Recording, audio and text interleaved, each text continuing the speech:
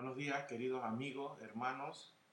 Eh, por algunos problemas técnico-espiritual, preferimos compartir con ustedes la aceptación desde el día de hoy. Gracia y paz de parte de Dios y de parte de nuestro Señor Jesucristo y del Padre Celestial. Miren, estamos directo al grano.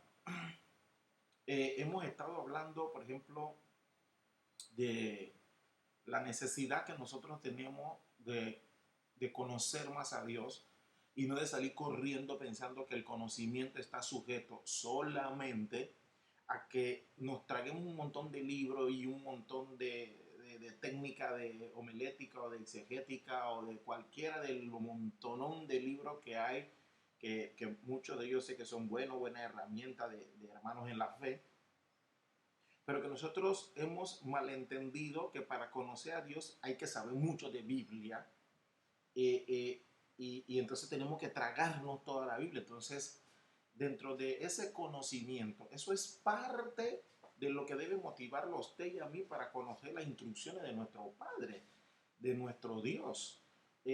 Sí, pero hay una esencia, hay cosas que se van perdiendo cuando nosotros nada más pensamos que el conocimiento tiene que ver con estudiar. Y usted se va a dar cuenta, por ejemplo, que usted puede citar a cualquier historiador experto en cualquier tipo de historia según el país o la experiencia que tenga. Y usted va a ver que es un conocedor increíble.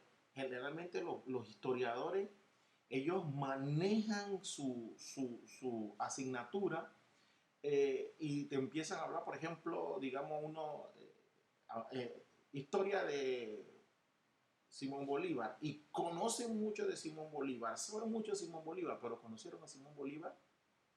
Quien conoció realmente a Simón Bolívar, los que estuvieron con él, los que interactuaron con él. Entonces, en ese sentido, Dios como tal es una persona viva. Entonces, es parte de nuestra historia, y al ser parte de nuestra historia y al ser parte no de nuestra vida, sino que Él es la vida. Entonces, tenemos la gran oportunidad y bendición de interactuar con alguien vivo porque nos da vida, y que es la vida. Y entonces no podemos solo encapsular en una burbuja de que para conocer a Dios solamente hay que saber mucho de Biblia y tener todas las técnicas. Algunos me dicen, hermano, pero a veces parece que usted habla atacando a los institutos. No, yo no tengo nada en contra. De hecho, yo he participado. Ese no es el tema. Pero sí estoy en contra es de que se le quiera imponer a la Grey que porque tú tienes algún título guindado tú sabes más. Y hoy en día, y sin importar tanto lo que es espiritual como lo profesional, usted se va a dar cuenta que mucha gente son genios en lo que saben. Hay muchos eruditos en filosofía, en psicología, en economía, en medicina, y usted se da cuenta que cuando Dios dice algo según la voluntad de Dios, los médicos no pueden con esta pandemia. Los mejores eruditos están haciendo todo lo que pueden y no pueden con el COVID. Todavía nadie puede encontrar una cura para el cáncer.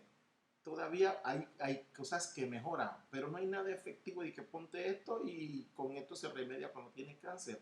No pueden remediar el SIDA. O sea, Dios siempre está ahí presente diciéndole, hay algo por encima, hay algo supremo, por encima que soy yo. Y si tú aprendes a conocerme a mí, tú vas a entender, nosotros vamos a entender muchas de las cosas que están pasando. ¿Por qué pasan? Porque hay un plan, hay un gran plan orquestado por el Ser Supremo que se llama Dios, que es nuestro Padre. Entonces, eso nos debe motivar, o esa es la extensión de nosotros, y ojalá Dios nos siga ayudando, nos continúe ayudando, porque vamos a seguir, como le dije, repitiendo dentro de lo que llamamos, dentro de esta serie de conocer a Dios, vamos a seguir reforzando en el nombre del Señor, hasta donde nos permita, esto de el amor, de los conceptos de amor mal interpretados, mal enseñados, del concepto de la fe, que la fe se usa para muchas cosas. Vamos a seguir repitiendo que la fe, el fundamento de ella es la venida de Cristo. Vamos a seguir reforzando, si Dios nos lo permite, el conocimiento a Dios, que no tiene que es más que solo estudiar de Dios, es esa intimidad con Él, esa coinonía con Él, mantenernos nosotros en santidad, en comunión, que es comunión. Y hoy vamos a hablar de otros atributos de Dios para que Él nos ayude a conocerle más. Y vamos a hablar de un atributo, cualidad o característica que quizás usted no está muy familiarizado, y es el atributo de aceidad. Y vamos a dar un preámbulo a la soberanía. Cada vez que Dios nos permita compartir con usted, vamos a buscar la manera de hacer un match o un enlace entre una, siempre que haya una armonía entre lo que es conocimiento, lo que es amor, lo que es la fe, reforzando las cosas que ya hemos estado platicando con ustedes. Y hoy vamos a darle apertura a dos más. Vamos a darle apertura a la seidad y vamos a darle apertura a la soberanía. ¿Por qué? Porque si ya te vio el título, muchos de nosotros tenemos un Dios, pero como si hemos estado repitiendo, no hacemos un Dios a la carta, un Jesús a la carta, y queremos estar, entonces tenemos cada uno nuestro propio Dios. Por eso usted ve que hoy en día no nos ponemos de acuerdo, que decimos que es el mismo Dios, pero hay un montón de denominaciones y un montón de organizaciones religiosas y no nos ponemos de acuerdo porque cada uno tenemos un Dios. Acuérdense, en el mío yo puedo bailar, en el tuyo no se puede, en el mío yo no me puedo cortar el pelo, en el otro sí se puede. Entonces, son cosas que no vamos a entrar en discusión con eso, pero vamos a ir conociendo la esencia de lo que Dios nos ayude. Y como le dije, hoy vamos a darle preámbulo a seidad y a la soberanía de Dios, porque Dios es Dios. La pregunta de hoy es ¿Dios o mascota?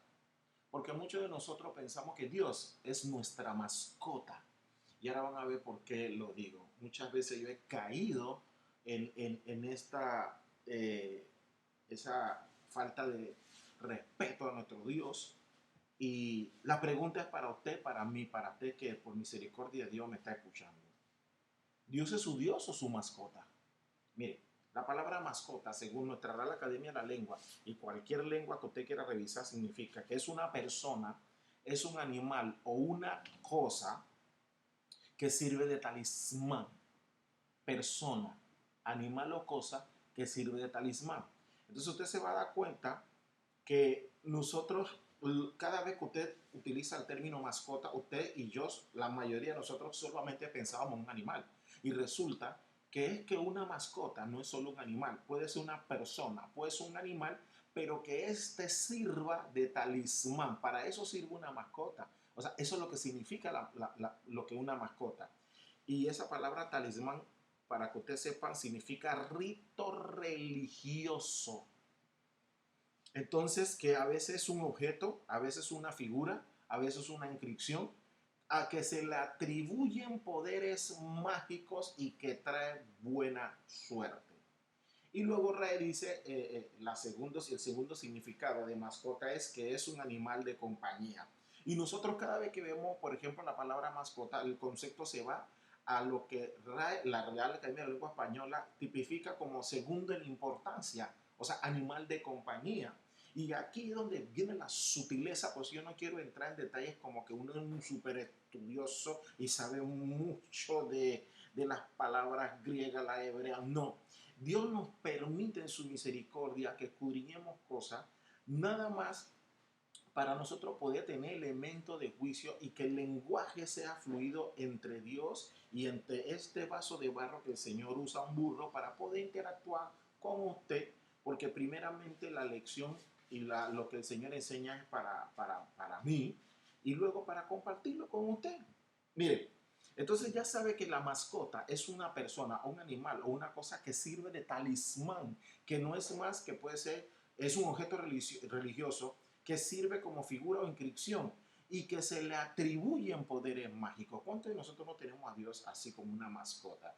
O sea, Dios, yo creo en Dios y yo amo a Dios, pero la conducta de nosotros no muestra y no refleja que Dios es nuestro Dios, que Dios es nuestro Padre, sino que Dios es nuestra mascota. Porque hay gente que lo tiene guindado en un crucifijo, hay gente que lo tiene en el anillo, hay gente que se pone un tatuaje y se y se pone una cruz, o se pone que la imagen de Jesús, y para eso eso es Dios. Y termina siendo nada más y nada menos que su mascota. Recuerdo que cuando estaba perdido en el mundo, cada vez que iba a contrabandear, me daban unos santitos, y yo lo metía dentro de la cartera y empezaba a rezar que a Jesús, que a la Virgen María, con un montón de gente, que a Dios. Y entonces era mi talismán, y yo decía, y cuando me salía, nadie me podía sacar de ahí, que Dios fue que me lo dio.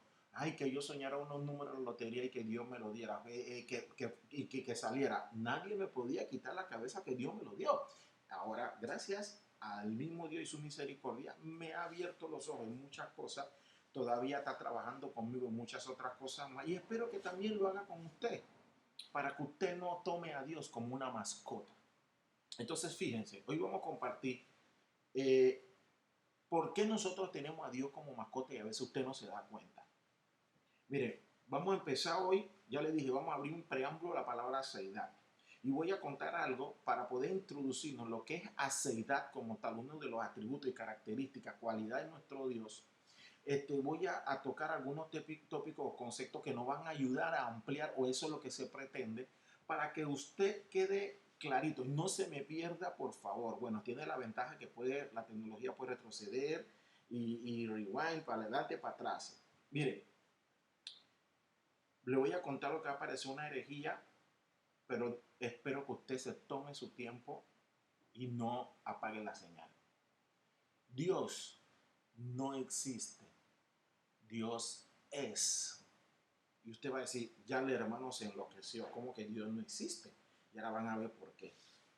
Síganme el paso en el amor de Cristo, por favor. La palabra existir, para la Real Academia de la Lengua Española, dice, dicho de una cosa, un ser real y verdadero, que tiene vida. Hasta ahí se oye muy bonito. Entonces, ¿cómo me dice que el hermano que Dios no existe? Atención. Dios no existe porque aunque Dios es real y tiene vida, la misma condición de Dios como creador es otro atributo del Señor, que no vamos a hablar de eso hoy, pero usted entiende que Dios es creador. El hecho de que Dios es el creador en automático lo hace a Él, lo desprende a Él de ser un Dios que exista. Dios no existe, Dios es. ¿Por qué? Porque si existiera, eso implicaría de que Dios depende de alguien o de algo que provocó o que lo originó. En palabras más sencillas, cuando nosotros atribuimos de que Dios existe, de muchas maneras estamos diciendo que a Dios alguien lo creó, o algo lo creó, o algo lo inventó, o algo lo originó. Y no es así. Dios no existe porque Dios no está sujeto a algo o a alguien que lo haya creado. Él no fue creado, Él es. Y hay una gran diferencia entre que exista, entre existir y el ser. Hay una gran diferencia en que Dios exista y de que Dios es. Y vamos a que Dios nos ayude. Y vamos a ir viendo paso a paso. Síganme, ténganme paciencia en el amor de Cristo. No se la pierda, no se pierda. Siga el hilo, porque si no va a quedar enredado. Que el Señor nos ayude, que el Espíritu nos ayude.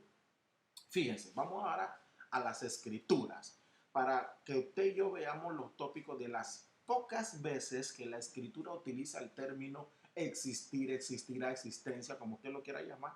Aparece solo unas 8 veces, no más, en toda la Escritura, nuestros 66 libros. Fíjense, segunda carta de Pedro, capítulo 3, verso 1, dice así: amados, esta es la segunda carta que os escribo, y en ambas despierto con exhortación.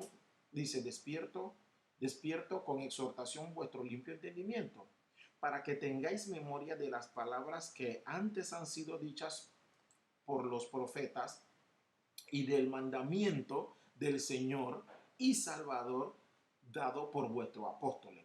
Sabiendo primero esto, que en los postreros días, los días después, van a venir burladores, andando según su propia concupiscencia y diciendo, fíjense lo que van a decir los burladores. ¿Dónde está la promesa de su advenimiento? La palabra advenimiento es la venida, una venida, algo que se espera. Por eso le dije que cada vez que vayamos por este recorrido vamos a seguir reforzando en el Señor lo que es conocimiento, lo que es la fe, que es la venida de Cristo, lo que es el amor, lo que son sus promesas.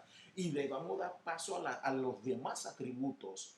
Y fíjense lo que dice. ¿Dónde está? Los burladores van a decir, ¿dónde está la promesa de su advenimiento?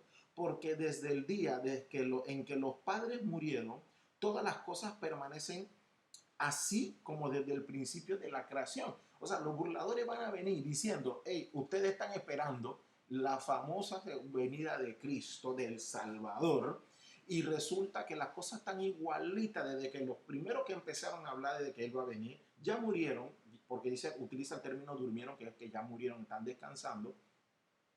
Entonces, ¿qué pasa?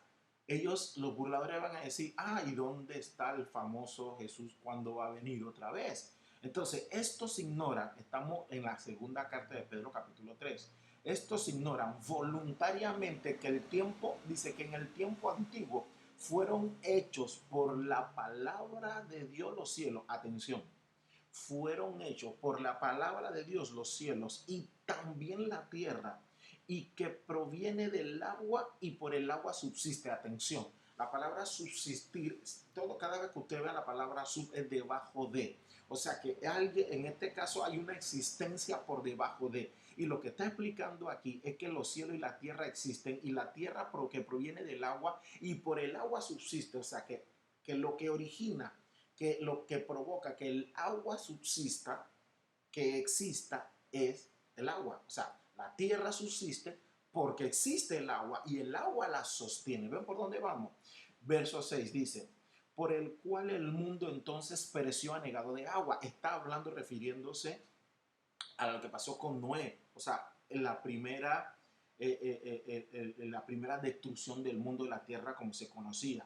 Entonces dice, pero los cielos y la tierra que existen ahora, atención, subraya la palabra existen, una de las veces de las 8 veces que aparecen en toda la escritura, en todos los 66 libros, están reservados por la misma palabra. ¿Cuál palabra? La palabra de Dios, guardados para el fuego en el día del juicio y de la perdición de los hombres impíos. Atención, sí hay un infierno, así como se anegó de agua, porque la tierra subsiste por el agua, ahora está siendo reservada por la palabra de Dios. Por eso es que existe, por la palabra de Dios que la sostiene, pero están siendo guardados para el día del juicio, cuando va a venir el fuego.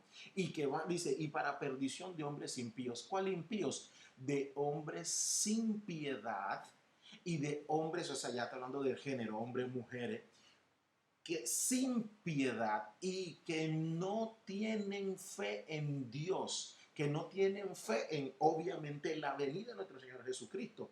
Pero eso es lo que significa la palabra impío. Búsquelo usted. Es falta de piedad y falta de tener fe y de creer en todo lo que tiene que ver con nuestro Dios, empezando con su ley, con su escritura. Atención, la palabra existe. Aquí viene del griego vumnum, que es partícula primaria del tiempo presente, o sea que significa ahora, adelante, como de inmediato. Tiene otras raíces, pero el énfasis es como de ahora, en tiempo. Entonces, cuando dice, por ejemplo, pero los cielos y las tierras que existen ahora, está diciendo que están en este tiempo presente, están reservados por la misma palabra, guardados para el fuego. O sea, eso existe porque algo la sostiene, algo la origina. Y ahí es donde fíjense cómo se utiliza el término existir aquí. Eso no se parece a que en Dios de nosotros algo lo esté sosteniendo a Él o algo esté provocando que Él subsista. Porque la tierra existe porque son reservados por la palabra de Dios. Entonces ahí vamos, suave. Verso 8. Más, oh amados, no ignoréis esto, que para con el Señor un día es como 1000 años y 1000 años como un día. El Señor no, dice, el Señor no retarda su promesa. ¿Cuál promesa? Dice, según algunos tienen por tardanza, sino que es paciente para con nosotros, no queriendo que ninguno perezca, que no mueran, sino que todos procedan al arrepentimiento. Entonces, ¿de qué promesa está hablando? De la promesa de la venida de Cristo. Entonces, no es, los burladores dicen, ustedes están esperando el advenimiento. ¿Cuál advenimiento? La venida de Cristo. Entonces, ustedes están hablando que Él va a venir y nosotros vemos que todo está igual. Estoy parafraseando lo que acabamos de leer. Todo está igual porque veo cielo, tierra, mar y la gente sigue viviendo como si nada. No va a venir ningún Cristo. Los burladores van a venir en los postreros días. La gente piensa que no se va a acabar esto. Sí se va a acabar. Entonces, aquí lo que dice, no es que no se va a acabar, sino que el Señor lo está retrasando, dice, porque, sino que es paciente, no lo retarda, pero con nosotros, no queriendo que ninguno muera, que ninguno perezca, y que todos procedamos al arrepentimiento. ¿Qué arrepentimiento? Ya le cambio de dirección.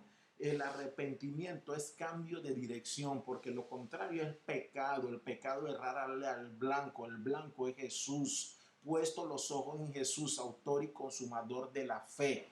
Entonces siempre vamos a estar reforzando estos conceptos para que cada vez lo vayamos teniendo en la mente y lo llevemos al corazón, ¿ok? Dice así.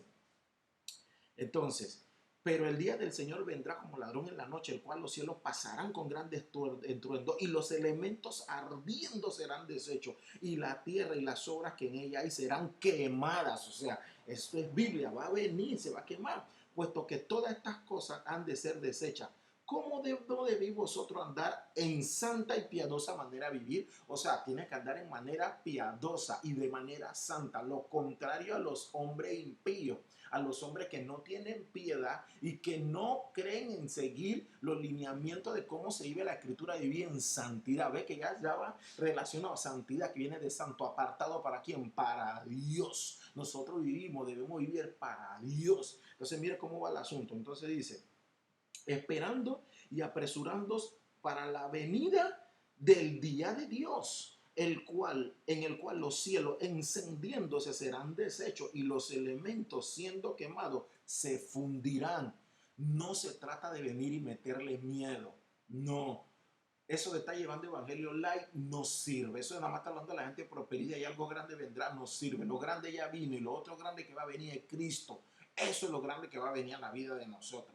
Y no se trata de estar promocionando el infierno para meterle miedo a usted para que usted después a través de eso corra porque no me quiere ir para el infierno. Se trata de que lo tome en serio, de que esto va a suceder. La escritura lo dice, van a ser quemados. Pero nosotros esperamos según sus promesas cielos nuevos y tierras nuevas en los cuales mora la justicia. Por lo cual, oh amados, estando en espera de estas cosas, procurad con diligencia ser hallados por Él sin mancha irreprensible en paz. Sé que hallados por quién Él. ¿Quién es Él? Jesús. ¿Y cuál es promesa? Nosotros podemos usar la fe para pedir trabajo, sí. Para pedir sanidad, sí. Nosotros podemos usar la fe como mucha herramienta, pero para eso no es la fe. Las promesas de nosotros, lo que usted tenga es para glorificar a Dios, para que vean algo de Dios en nosotros, su luz en Él, a través de su Hijo Jesús en nosotros, y dale gloria a Dios. ¿Dios te puede dar un carro? Sí. Yo le pido carro, yo necesito uno. Así que si usted me está escuchando y tiene alguito, écheme la mano y deme un carro para moverme. Y yo le pongo fe al asunto, sí, pero si Dios me lo quiere dar bien y si no, aleluya, porque la fe no es para eso. Pero se puede usar, sí. Pero el fundamento de las promesas no es que nos va a dar carro, casa, buen marido, buena mujer. Eso significa que no le vamos a pedir a nuestro papá por eso. Claro, aquí más le vamos a pedir. Pero todo tiene que estar enfocado en que lo que hagamos es para glorificar su nombre, no para nada más nosotros satisfacer nuestro deseo. Dice el libro de Apocalipsis capítulo 21, verso 1. Vi un cielo nuevo y una tierra nueva, porque el primer cielo y la primera tierra pasaron y el mar ya no existía más. Otra vez la palabra existir aquí. En Apocalipsis, que no es más que el libro de revelaciones, esto va a suceder. Y lo estaba diciendo nuestro hermano Juan, a cómo él vio la visión, la estaba explicando. Entonces, aquí la palabra es algo raro, aquí griega, eotiesti, que es la tercera persona del singular. ¿Cuál es la tercera persona del singular? Él. Entonces, aquí cuando dice, Vi un cielo nuevo y una tierra nueva porque el primer cielo pasaron y la segunda ya pasó, dice, pasaron y el mar ya no existía más. Dice, el mar ya no existía más. ¿Y por qué aquí la palabra original para eso significa él? Entonces dice, ya no existía más. Es porque ya no había él más en ese primer cielo y en esa primera tierra, porque se va a hacer deshecha a través del fuego. Y cuando queda deshecho y ya no va a existir, Dios no puede estar ahí, porque ¿de quién se refiere? De Él. Atención, ahí mismo el libro de Apocalipsis, Revelaciones, capítulo 4, verso 11 dice, Señor, digno eres de recibir la gloria, la honra y el poder. Se refiere a nuestro Señor Jesús. Entonces, porque tú creaste todas las cosas y por tu voluntad existen y fueron creadas. Dice que todas las cosas fueron que por su voluntad y fueron creadas por él, o sea, por su voluntad. Entonces ven, ¿dónde es que vamos con esto de que Dios no existe porque Dios es? Porque si fuera así, estamos diciendo de alguna manera que Dios existe por voluntad de algo o de alguien y Él no existe por voluntad de nadie ni de algo, Él es. Entonces, la palabra aquí es parecida a la primera, que ella y ese, no se preocupen, pero eso lo que significa es que es la tercera persona. La diferencia de la primera es que la tercera persona era en singular y esta es de la tercera persona en el presente, pero son en plural. Entonces, en la primera, donde el cielo pasaba, ya no existía más, era porque Él ya no estaba, porque la palabra ahí significa Él. Y en esta segunda, en Apocalipsis capítulo 4, verso 11, cuando dice que todas las cosas subsisten por Él, aquí la palabra es son. Entonces, ¿qué es lo que quiere decir en realidad? Es como si éramos, porque tú creaste todas las cosas y por tu voluntad son. ¿Lo ven o no lo ven? Las cosas, la tierra, hablando en plural, en singular, es porque Él no va a existir, porque Él no está ahí. Y ahora las cosas que fueron creadas y subsisten es por voluntad de Dios, por eso son. ¿Va? Entonces, Job capítulo 7, verso 21 dice, ¿y por qué no quitas mi rebelión y perdonas mi iniquidad? Porque ahora dormiré en polvo y me buscaré, y si me buscaré de mañana, ya no existiré. Otra de las veces, de las 8 veces que aparece la palabra existir aquí.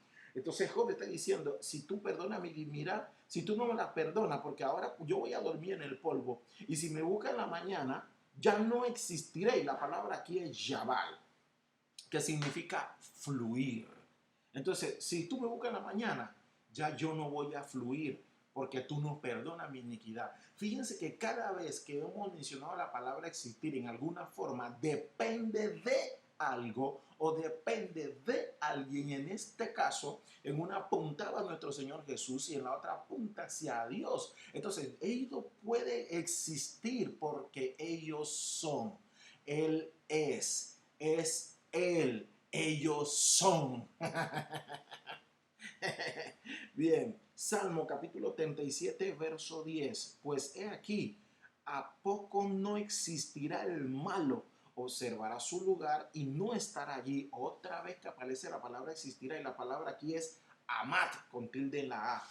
Entonces, la raíz dice, significa estar en varias relaciones, enfrentar, mantener, ministrar, mirar, oponer, levantar, sobrevivir. Tiene muchas connotaciones, pero atención, es como si el Salmo 37, verso 10 dijera, pues he aquí, ¿a poco no amad el malo?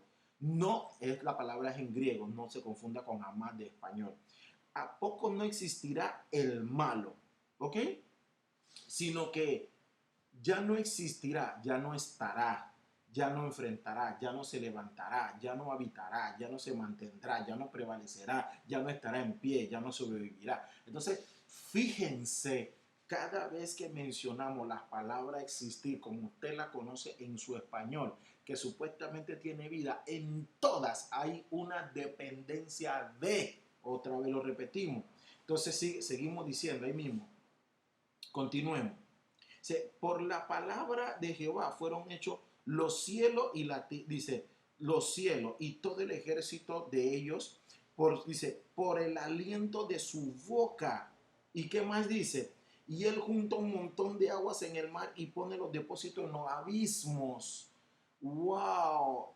Dice, teme a Jehová toda la tierra, tema delante de él los habitantes del mundo, porque él dijo y fue hecho, él mandó y existió.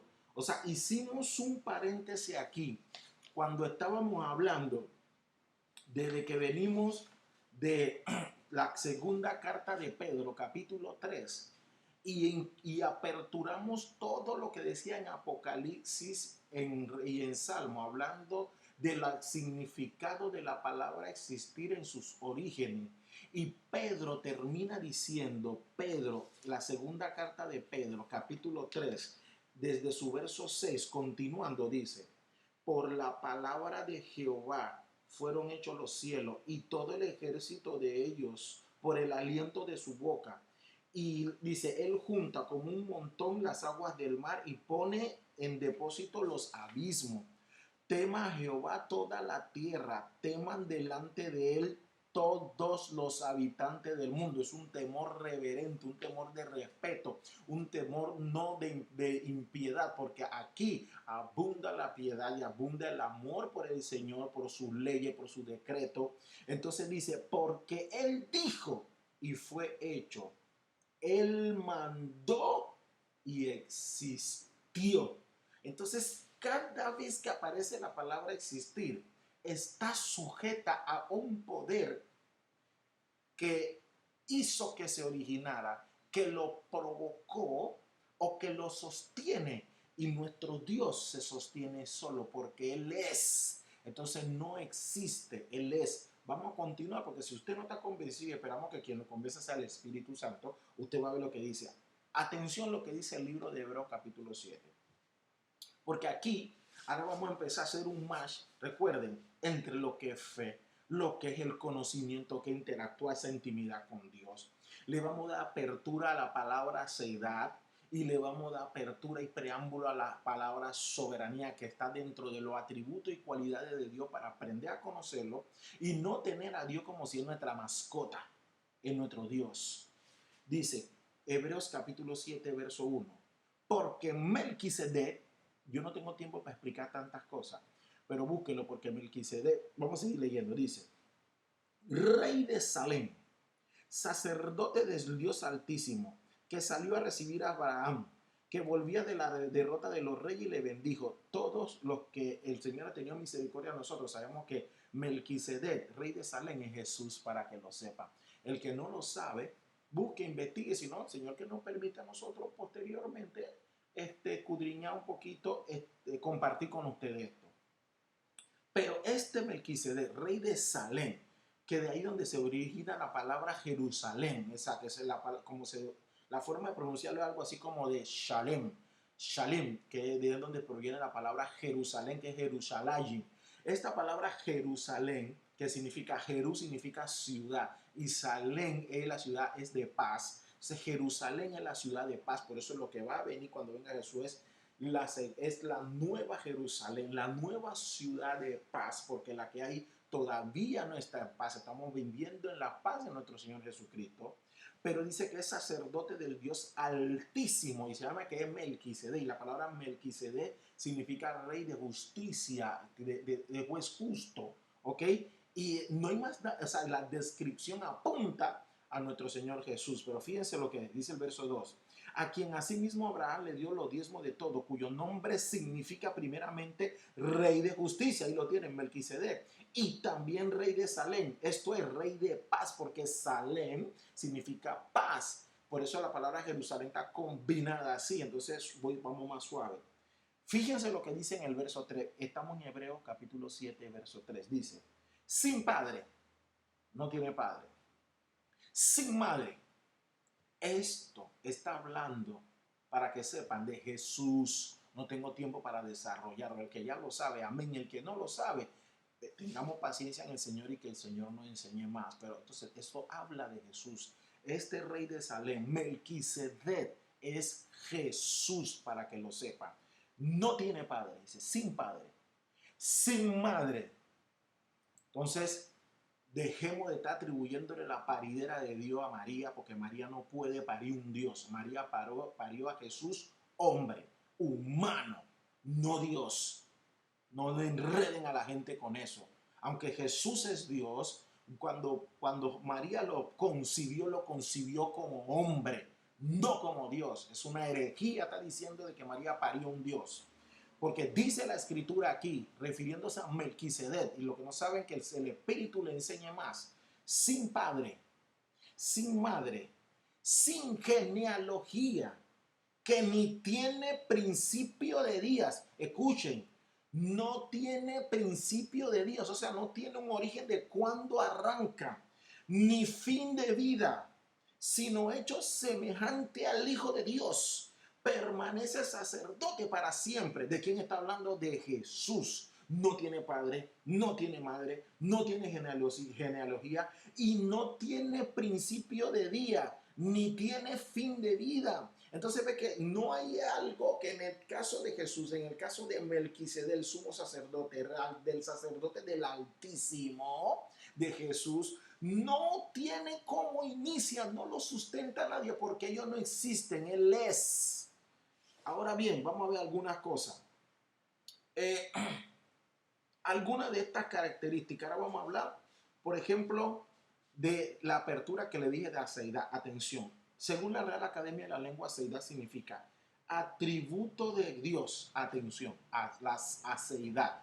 Es un atributo de Dios por el cual existe por sí mismo o por necesidad de su propia naturaleza. Se lo voy a repetir porque preferí primero hablarle de las veces que aparecía la palabra existir en la escritura, de las 8 veces que aparece, donde hemos estado recorriendo de que cada vez que existe significa que alguien lo sustenta, alguien lo origina, alguien lo provoca. Y Dios nos está llevando a que usted vea que no tiene principio de días, que Él no tiene fin, nadie lo origina, nadie lo sustenta, por eso no existe.